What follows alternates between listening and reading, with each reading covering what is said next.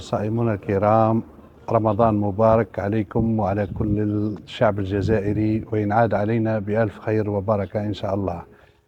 حكمتنا اليوم أو نصيحتنا اليوم في التأني السلامة وفي العجلة الندامة. أيها الشباب الكريم، في التأني السلامة تذكر دائما من هو في انتظارك في البيت أو في العمل أو مستقبلك. تذكر دائما أن هنا السرعة المفرطة لا تصل، وحقيقة وكثيرا واعتبروا من الحوادث المرور التي أخذت وحصدت الكثير من الآباء وحصدت الكثير من الأبناء وحصدت الكثير من الشباب والشابات.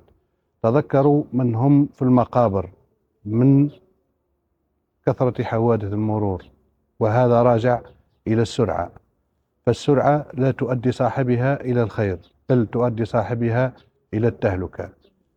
لذلك من أكبر نقاط السلامة والوقاية هي السلامة المرورية. لا تستعجل. فبالمثال نضع بين أيديكم الاستعجال وقت الفطور، لحظات فقط. أنت صائم 12 ساعة أو 13 ساعة، وكلها لحظة دقيقة أو 2 حتى تصل إلى أداء واجب الفطور، ولكن تصل إلى المستشفى. وهذا سبب حادث المرور، وسبب رئيسي هي السرعة. في التأني السلامة وفي العجل الندامة. لا تؤدوا بأنفسكم إلى التهلكة جراء السرعة. إخوتي الكرام، رمضان مبارك عليكم جميعا، وإن عاد علينا بألف خير وصحة وسلام.